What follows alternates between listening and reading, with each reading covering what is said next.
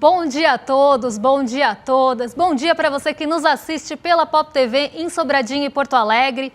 Sejam todos muito bem-vindos e bem-vindas a mais um ICL Mercado Investimentos.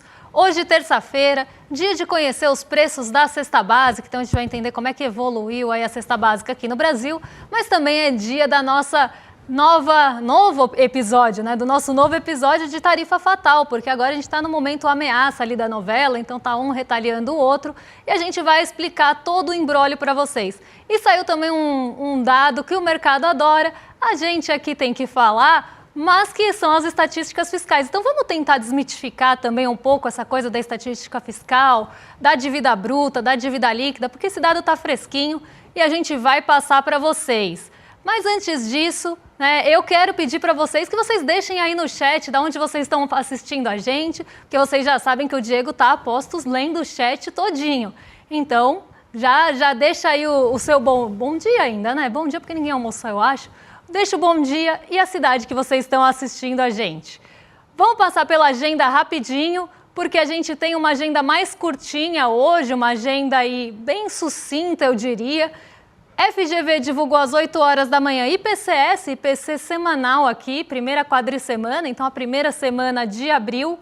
Esse dado já foi conhecido, é um dado preliminar, assim como o IGPM do primeiro decêndio.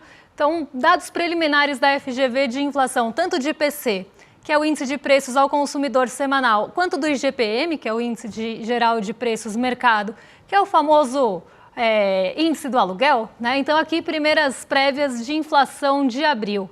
Setor público consolidado de fevereiro também foi divulgado às 8h30, famosas estatísticas fiscais, a gente vai trazer também aqui para vocês. IBGE teve a pesquisa industrial mensal regional de fevereiro. Esse dado ele acaba um pouco em segundo plano, porque é regional, é uma derivação ali da pesquisa industrial geral, que a gente já passou para vocês. Produção e vendas de veículos de março às 11h, agorinha acontecendo essa divulgação. E tem evento importante à tarde, 15 horas, a Mary Daly vai participar de um evento institucional. E isso deve ganhar um pouco mais de relevância porque tá uma loucura lá nos Estados Unidos. Todo mundo quer saber para onde vão os títulos de dívida, para onde vão os rendimentos desses títulos e para onde vai a taxa de juros. Qual vai ser o próximo passo da política monetária? Então todo mundo deve ficar aí de olho na Mary Daly hoje à tarde. Dados pouco relevantes, tirando acho que a Mary Daly aí, né? Não tem dados muito condutores hoje, então a gente deve continuar vendo aquele movimento que a gente viu no restante da semana e também na semana passada, de a tarifa e a guerra comercial, a ascendência dessa guerra comercial, guiando aí os mercados de uma forma geral. Antes da gente passar para os assuntos mais importantes do dia, eu vou dar bom dia para o Diego, que está lá na nossa redação, porque ele vai trazer aí como é que ficou o fechamento do mercado. Então, Diego, bom dia, como é que você está? Bom dia, Débora, bom dia a toda a nossa audiência aqui, lotando o chat de bom dia para o Bad Dog, que está assistindo a gente em Porto Alegre, bom dia para Elias dos Santos, assistindo a gente de Nova Hamburgo, Rio Grande do Sul, bom dia para Mirela Morim, assistindo a gente de Floripa, Santa Catarina. Enfim, muito bom dia para você que nem eu, vai treinar ombro hoje na academia. Hoje eu tô com uma rinite alérgica bem chata. E, Débora, sabe o que mais tá bem chata? A situação da Bolsa Brasileira. O Ibovespa recuou ontem 1,31% e já o dólar bateu a casa dos R$ 5,91, com avanço de 1,30% sobre o real. No cenário corporativo, as ações da Petrobras foram as mais negociadas e encerram em queda de mais de 3%. Pelo andar da carroça, as próximas semanas vão ser bem complicadas nos mercados financeiros. Ainda mais que a gente tem um novo capítulo da nossa novela favorita, né? A novela Tarifa Fatal. Tem um novo episódio, não é, Débora? Você conta pra gente?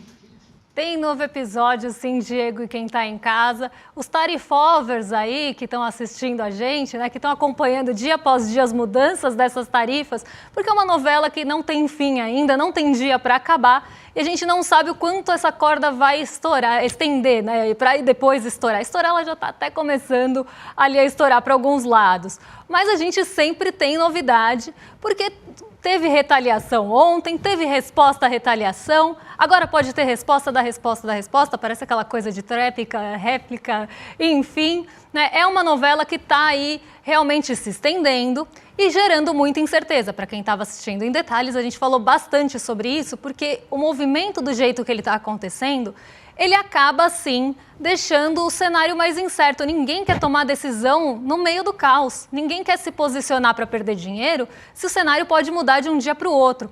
Então, a gente fez um compiladão aqui da linha do tempo desse desdobramento, principalmente agora, com essas tensões acirrando entre Estados Unidos e a China. Então, a gente trouxe aí esse compilado para vocês, para que a gente possa entender aí qual é a escalada dessa novela tarifária, principalmente entre Estados Unidos e China. Então, antes do dia 7 de abril, o Trump já tinha imposto tarifa extra de 20% em importações chinesas, alegando conivência com o tráfico de insumos para fentanil. Quem lembra, lá nos primórdios, antes das tarifas serem anunciadas, esses eram os termos de negociação de Donald Trump, inclusive em relação a Canadá e México também.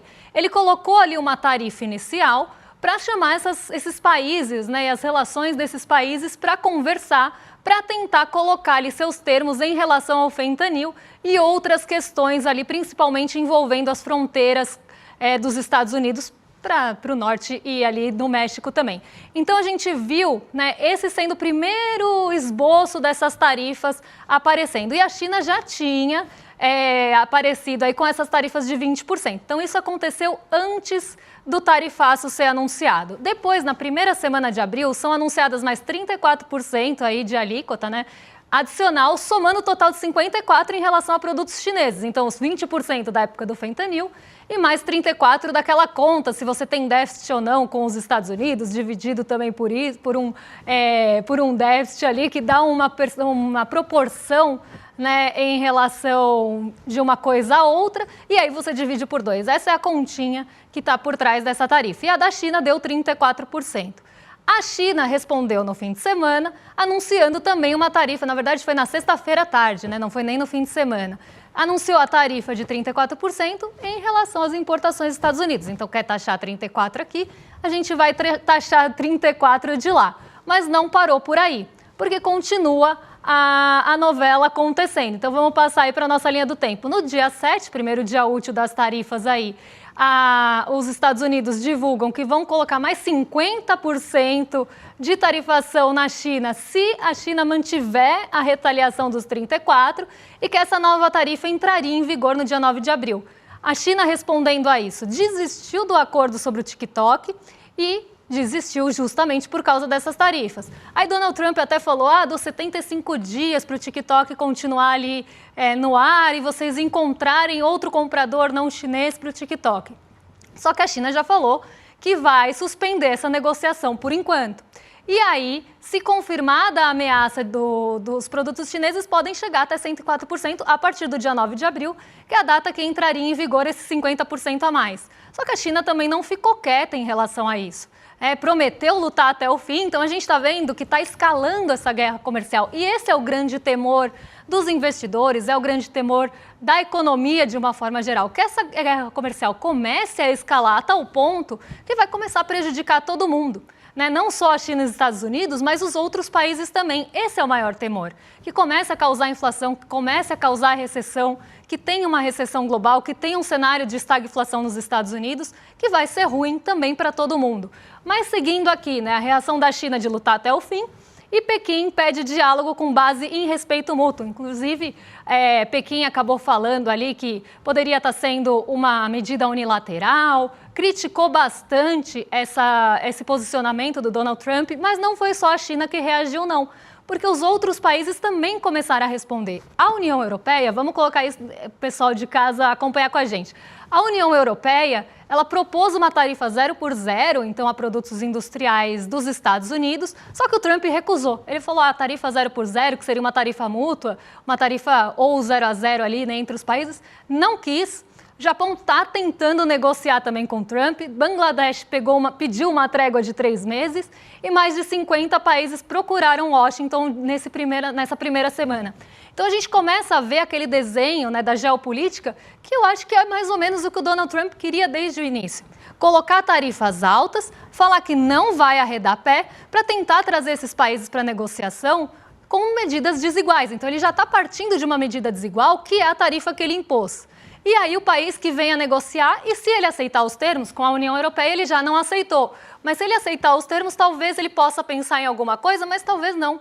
Ele quer impor essa coisa de cima para baixo, né? Essa negociação de cima para baixo. Eu sempre falo isso, antes das tarifas entrarem em vigor, já tinha toda essa carinha, né? De ter uma tarifa ali que realmente fosse uma imposição para buscar essa negociação com os Estados Unidos e ele impor os termos dele, que normalmente vão ser para beneficiar os Estados Unidos, além de todo o discurso ali de trazer a indústria de volta e tudo que a gente já explicou para vocês. Nas redes, ele falou para não serem fracos, serem fortes e pacientes e negou a inflação contradizendo economistas. Depois de falar que ele entendia mais de taxa de juros que o Fed, agora Donald Trump também entende mais de inflação que economista. Que curioso, né? Acredito que não entenda não, porque senão não estaria tomando essas medidas que está todo mundo falando que vão ser inflacionárias. E mais que isso, né? Donald Trump está desagradando setores importantes dos Estados Unidos. Então a gente também fez aqui um compiladão para vocês dos setores que já começaram a tentar ou pular fora do barco ou que já estão se mostrando desagradados de Wall Street a Main Street com o Donald Trump. Então vamos lá, né? Crise comercial aí, alerta de recessão nos Estados Unidos, porque esse é o medo mesmo. Então, versus a economia global, Trump detalha novo plano tarifário global, que é o que a gente já falou, críticas explodem de Wall Street a Main Street, então está sendo de cabo a rabo lá dos Estados Unidos, está todo mundo criticando Trump, e tem um medo generalizado que essas tarifas podem levar à recessão global e nos Estados Unidos. Wall Street aí, Nova York em alerta máxima. O Bill Ackman, ele mostrou, né, colocou ali que era um erro, um inverno nuclear econômico autoinduzido, então induzido pelo próprio Donald Trump aí suas medidas. Pediram pausa de 90 dias de negociação. O Jamie Dimon, do JP Morgan, mostrou que a desaceleração é garantida e risco real de recessão. Inclusive, ontem, o risco de recessão medido ali pelos bancos nos Estados Unidos saiu de 35% para 45%. Goldman Sachs aí mostrando esse risco de recessão subindo para 45%. E o JP Morgan para 60%. Até o JP Morgan está mais pessimismo em relação a essa recessão que pode vir do Donald Trump e das suas medidas econômicas. Mas não para por aí, porque tem mais setor desagradado, tem mais gente reclamando. Empresariado desiludido, esse não precisa nem falar, porque os CEOs das grandes empresas já estão vendo recessão no horizonte e isso é muito ruim, como eu sempre falo para vocês aqui. A expectativa de um cenário ruim é pior do que o próprio cenário ruim, porque se você tem expectativa que o cenário vai piorar, você começa a pôr pé no freio na sua produção, você começa a pôr o pé no freio nos seus investimentos do lado real. Então você não vai realmente colocar o dinheiro em risco em produção se você vê um cenário que a demanda vai ficar pior, se você vê um cenário inflacionário piorando, um cenário de renda também piorando. Então tudo isso são cenários que começam a ser desenhados com base na recessão, e ninguém vai querer colocar o dinheiro na produção se vê uma recessão no horizonte. Então a gente começa a ver o empresariado desiludido e ruas pegando fogo aí, foi até o que a gente falou agora há pouquinho, né? Protestos massivos em 50 estados, mais de 600 mil pessoas em 1.400 atos, especialistas alertando que o tarifaço pode precipitar um bear market e mercado desacreditando a Casa Branca, confiança em queda. E aí a gente tem um outro ponto. Confiança em queda. Não é só expectativa para frente que está ruim, mas está todo mundo com a confiança abalada. Inclusive, algumas pesquisas nos Estados Unidos já mostram isso do lado das pessoas, nem tanto dos mercados ou das bolsas nova-iorquinas, mas as pessoas achando que o cenário vai piorar, que vai ter ali inflação para frente, que a renda delas pode estar em risco. Então, tudo isso se desenha um cenário que pode levar para a recessão também. E aí a gente entende aquela coisa do cenário autoinduzido. Então a gente vê setores sendo desagradados, setores que apoiaram inclusive Donald Trump em alguns momentos, agro, até o próprio setor automotivo de uma forma geral bem desagradados com essas medidas que vão prejudicar esses setores, mas de uma forma geral, do mercado financeiro ao setor produtivo, ninguém está feliz com isso. Então deve sim ter uma pressão cada vez maior em relação a essas tarifas, mas Donald Trump falou, gente, seja paciente, o seu carro pode custar $20 mil a mais, dependendo de como ele é produzido, mas tenha paciência que a gente vai ser forte e corajoso. Vamos combinar que isso não leva a lugar nenhum, né? As pessoas vão começar a sentir isso do lado real e a pressão deve aumentar cada vez mais. E aí a gente traz para vocês, quando isso acontecer, a atualização dessa novela que não para aí de ter capítulos. Mas agora vamos vir para o Brasil, porque o Diego tá com notícia quentinha lá na redação para passar aqui para a gente, né, Diego? Conta para gente o que está estampando as manchetes hoje. Exatamente, Débora. Foi divulgado agora pela manhãzinha, pelo Banco Central, um relatório de estatísticas fiscais. Isso é muito importante para a gente estar acompanhando o que está acontecendo aí, no que tange aos gastos do governo, etc. Né? Pois bem, resumidamente, o que esse relatório ele tem? O resultado primário do setor público, a dívida líquida e a dívida bruta. E aqui eu vou trazer um pequeno spoilerzinho para vocês. O setor público brasileiro teve um déficit primário de 19 bilhões de reais em fevereiro de 2025, uma queda de 61% quando comparado ao mesmo período do ano anterior. Então, uma queda bastante considerável no déficit do resultado primário. Além disso, a dívida líquida aumentou 0,6 pontos percentuais em relação ao mês anterior, de janeiro de 2025, chegando a 61,4% do PIB. E a dívida bruta também teve um aumento, já nesse caso de 0,9 pontos percentuais, chegando a 76,2% do PIB. Débora? Vamos entender esse imbróglio então, porque se tem uma coisa que o mercado financeiro adora olhar e adora falar, é de estatística fiscal, é de dívida bruta. A gente sabe que eles dão um peso muito grande para isso e pouco mexe, né, com a nossa vida essa questão, se a gente for pensar de uma forma prática. Mas o mercado financeiro usa isso como instrumento de pressão. Vamos ver como é que está essa trajetória da dívida? Vamos entender se ela é explosiva mesmo, como o mercado está falando? Porque quando se estampa uma manchete, normalmente é isso, né? Dívida explosiva do governo central, a dívida está cada vez maior. Vamos entender se ela está mesmo cada vez maior e por que ela está cada vez maior? Então vamos dividir primeiro entre dívida líquida e dívida bruta? Vamos entender como é que está essa trajetória aqui e contar para vocês. A dívida líquida, ela está bem estável, né? Então, a gente vê aqui uma estabilidade da dívida líquida sempre ali em torno dos 60%. Por mais que pareça que dá esse pico no gráfico, é muito por questão de escala, porque a gente está falando de um gráfico que varia 3% aqui. Então, ele sai de 61,10%, em dado momento ele chega ali perto de 62%, né, que é o pico da dívida líquida. E dívida líquida, gente, só para vocês entenderem, é a dívida sem o custo financeiro, é a dívida sem o pagamento ali de encargos financeiros e juros. Então, aqui é a dívida do país de uma forma geral, sem os custos da dívida. Então, chega ali a 62%, cai. Então, que trajetória explosiva é essa, gente? Se a gente está vendo desde setembro a dívida líquida caindo e agora ela volta a subir um pouquinho em fevereiro para 61,4%. Então, não é uma trajetória de dívida líquida explosiva, não é uma trajetória de dívida líquida preocupante e alarmante do jeito que se pinta. Só que precisa pintar um cenário de risco fiscal, um cenário de caos de dívida para cobrar mais juros por essa dívida. Porque se você tem uma dívida que não traz risco, se você tem uma dívida contida, como é que você vai falar que você tem um risco fiscal, que tem uma gastança exorbitante e que isso está fazendo pressão para que os juros subam porque o risco do país está subindo? Vocês acham mesmo que o risco do país está subindo nessa magnitude que se fala de trajetória explosiva e galopante da dívida, sendo que a gente teve até uma queda na dívida líquida aí nos meses que antecederam fevereiro? O gráfico mostra para a gente que não. Só que o mercado financeiro e os grandes veículos de mídia que são ligados ao mercado financeiro, na maioria das vezes, eles colocam a dívida líquida quando convém e colocam a dívida bruta quando convém. Convém usar a dívida líquida quando ela está com uma trajetória um pouco mais estável, como a gente tem agora? Não convém. Então, o que eles começaram a usar para estampar a manchete? A tal da dívida bruta, que eu acabei de contar para vocês, que tem encargos de dívida e juros. Então, o que está aumentando? E o próprio Banco Central assume isso quando fala da dívida aqui. O que está aumentando? O que pode estar aumentando? Se não é a dívida em si, né? Se a dívida está caindo, o que pode estar aumentando? A dívida bruta aqui, que sai de 75,7%, aí chega, né, perto dos 78% ali por cento.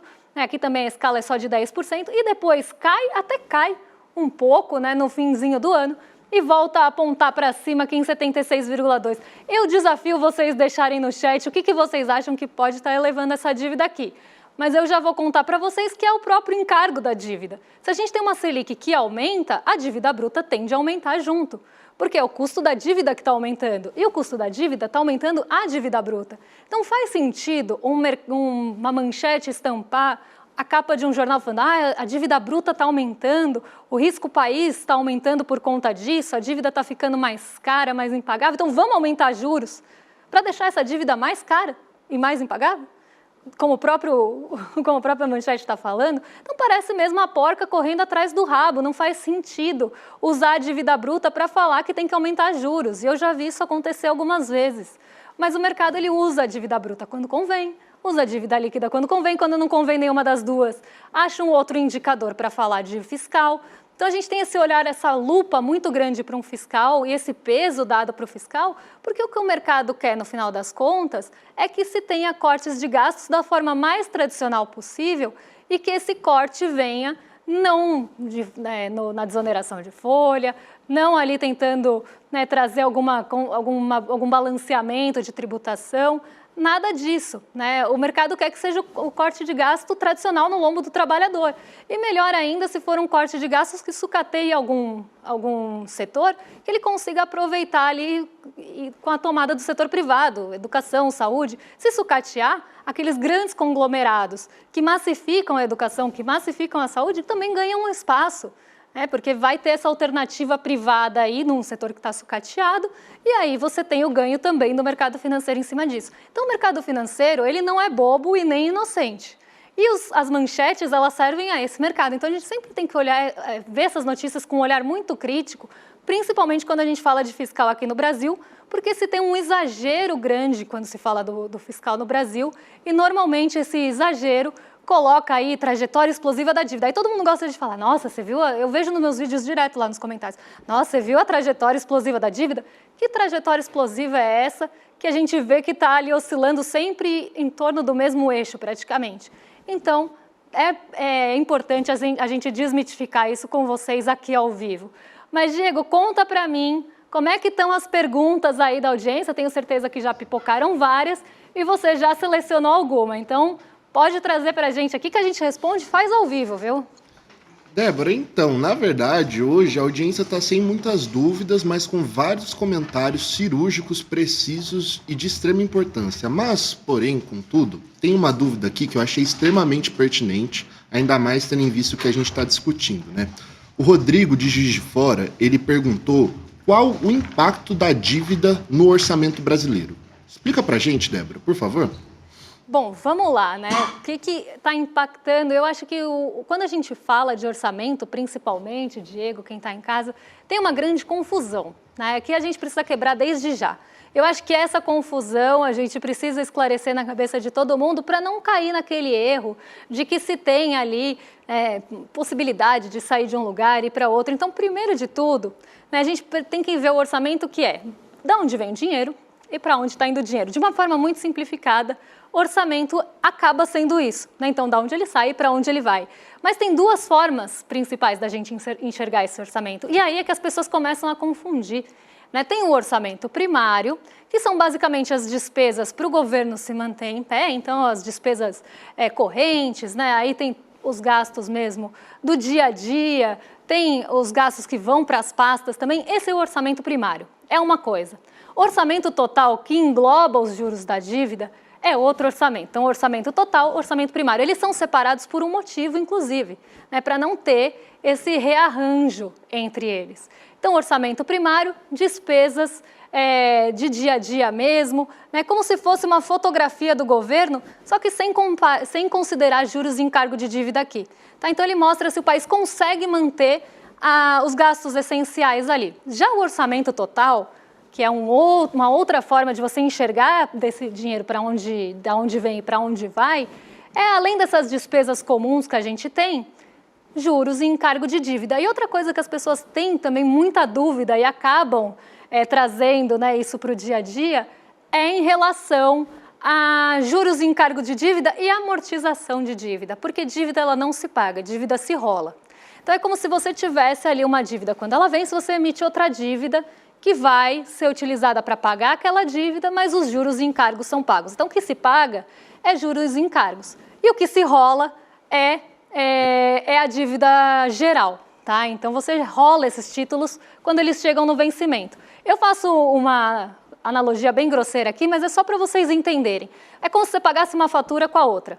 Você paga, chegou o vencimento de uma fatura, você passa no próximo cartão. Quando aquela fatura do cartão chegar, você passa no próximo cartão. Até enquanto você tiver limite, você vai fazendo isso. Então você vai pagando um cartão com o outro e rolando essa dívida para frente. É isso que os países fazem. Os países não zeram a dívida, os países não pagam a dívida. O que paga é juros e encargo. E os juros e encargos estão em um orçamento separado ali, até para trazer uma visão mais ampla, né? O que é gasto corrente, o que é gasto ali para o governo se manter em pé, e o que tem de juros e dívidas dos empréstimos tomados por esse governo. Então, aqui eu acho que é importante a gente entender essa diferença para entender esse impacto dos juros no orçamento. Claro que se a gente tem aumento de juros, o endividamento bruto vai aumentar em relação ao PIB, né, vai consumir mais do nosso PIB para pagar aquela dívida, porque você tem que pagar juros e encargos maiores. Mas a gente precisa entender, sim, essa distinção. E olha, eu vou dar uma bronca em vocês, viu? Vou dar uma bronca, não só porque tem pouca pergunta hoje no chat, mas vou dar uma bronca em vocês porque vocês não estão usando o link do Mercado de Investimentos para shame vocês, tá? Aí fazendo o corredor da vergonha da Cersei, porque vocês falam, porque no Brasil tem que valorizar o professor, né? Tem que ter a valorização do professor. Eu sou professora do Investidor Mestre, tem toda uma equipe que trabalha com a gente. Eu estou lá toda terça-feira conversando 1h20 com os alunos ali para esclarecer dúvidas. Esse tipo de bate-papo que a gente está tendo aqui com vocês da audiência, quem é do Investidor Mestre tem 1h20 para bater papo ali comigo sobre vários assuntos, mercado, investimentos, para falar também do Brasilzão. E eu quero dar uma bronca para vocês, porque todo mundo fala em valorizar o professor, mas as pessoas no final querem ganhar brinde. Então, se inscreve aqui em iclmercado.com.br, ajude aí o nosso programa a alavancar também as nossas inscrições, valorizar uma professora aqui, uma professora que está todo dia no corre aí no Investidor Mestre, de manhã, à tarde e à noite. E aqui, né, entrando no nosso link, eu sempre aponto para o lugar errado. Mas entra aqui embaixo no nosso link ou no QR Code, o que for mais fácil para vocês. E não deixem de ficar de fora dessa aula, porque nesse cenário nebuloso que a gente está enfrentando, nada melhor que uma aula para esclarecer tudo isso. Então, não dá para ficar de fora. Diego, será que dá para a gente falar rapidinho aí do nosso último assunto, da cesta básica? Porque parece que não é só você que está sofrendo com a mudança climática, não, né? Tem mais gente sofrendo por aí. Débora, pior que não, hein? É a nossa saúde e o nosso prato que estão sendo impactados pelas mudanças climáticas. Tanto é que o preço da cesta básica encareceu consideravelmente, hein? De acordo com o Diese, o preço da cesta básica aumentou em 14 das 17 capitais pesquisadas. Os maiores aumentos aconteceram em Curitiba, Florianópolis e Porto Alegre.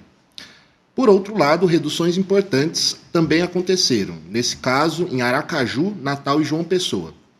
Ainda assim, São Paulo lidera com a cesta básica mais cara do país, custando R$ 880,72.